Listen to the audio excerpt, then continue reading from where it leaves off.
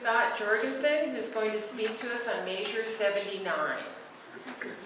Thank you, Scott. So thanks for having me out here today. My official title is Field Organizer. In case you're wondering, that means telemarketer, traveling salesman, and delivery boy. To give you an idea of what that entails, I put on 1,000 miles last week. Wearing out the tread on my tire, I actually literally had to buy a new one this morning. So that was the top of my list. Also got a little bit of a nose injury here. It turns out that field signs can hurt occasionally. So I've got some Neosporin on there. Hope that skin eventually grows back.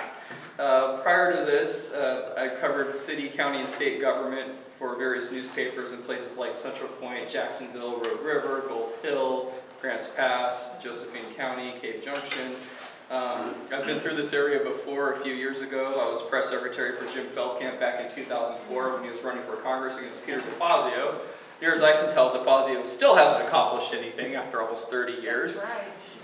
I'll take that back. He does have one accomplishment. He's the only person in his district better off than they were before he took office. Congratulations to him for that. I was also a legislative aide during the 2005 session and more recently covered healthcare and education for Oregon Capital News. That was the media arm of Cascade Policy Institute. So I'm a young guy, but I've been around. Now I'm here to talk to you about Measure 79 to ban real estate transfer taxes in the state of Oregon. There was an article in the Oregonian a couple of months ago that confirmed what a lot of us had long suspected. The economic stability of Oregon families is now in the bottom 10 nationally. Now that article included this statistic: over 40% of Oregon families have high housing cost burdens, meaning that they spend 30% or more of their income on housing. Housing affordability is becoming a very important issue in Oregon. Consequentially, we have one of the lowest home ownership rates in the United States at only 62%. There's only 5 states with lower rates, and that's California, Hawaii, Nevada, New York, and Rhode Island.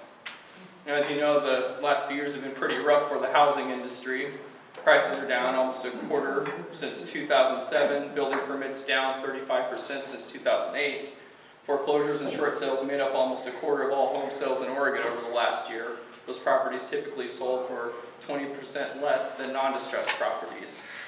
Now, as you know, home ownership is critical towards building healthy communities. The National Association of Realtors did a study a couple of years ago to confirm that, and they found that homeowners tend to volunteer more, different community and civic organizations, they tend to vote more. There's also the fact that most small businesses in this country were funded through the collateral and the equity that people had on their homes.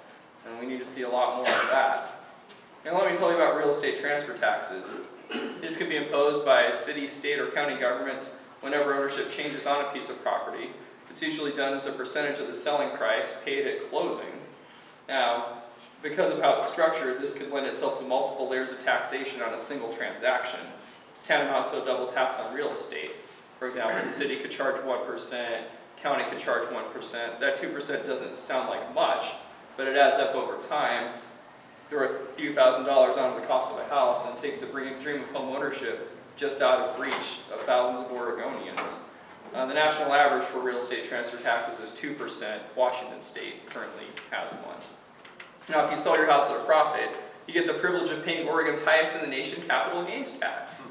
Well, a transfer tax would apply even if you're underwater or selling at a loss, even if you're not selling at all. Simply transferring ownership to one of your relatives, putting it in a trust, changing it from a corporation to a person or vice versa. You also have closing costs, commissions, and these things all add up in a hurry. Now, there is pressure to implement this. There's been no fewer than a dozen bills proposed in the legislature over the last decade aimed at establishing transfer taxes. The city of Portland has listed this as a top priority. Ashland wants it too. There's actually a bill back in the 2009 session done under the guise of affordable housing. The idea being that you would tax housing to make it more affordable. I haven't been able to wrap my head around it either. There's also this issue of using this as a funding source for local government. Now, I understand that. I covered county government in Josephine County day in and day out for years on end. Josephine County, as you know, is right up there with Lane County in terms of being one of the hardest hit in the entire state. Now, believe it or not, Josephine County isn't broke because of the lack of a real estate transfer tax. I think it has more to do with the fact that the federal government owns most of the land, won't let anybody do anything with most of the land, won't do anything itself with most of the land. And you've also got, I don't know, 4 decades worth of aggressive no-growth policies where the only thing that's growing is the size and scope of government. And yet these genius planners are now suddenly baffled that there's no money to pay them anymore. Well, I can tell you why, and I think I just did. So, at the end, we understand that the state's tax structure needs to be fixed. The income tax is too high, the capital gains tax is too high. And they're going to probably take a whack at this at the next legislative session. That's fine. We just don't want it to come at the expense of housing affordability and home ownership. So we decided to be proactive. We launched a grassroots effort, we gathered some signatures, and we got this thing put on the ballot, and it'll be popping up in your ballot this November. And I've got some yard signs over there, trying to get those things all over the state, launching a very aggressive effort. As I said, I put out 1,000 miles in about 3 days last week, but I love every minute of it because I genuinely believe in what we're doing here.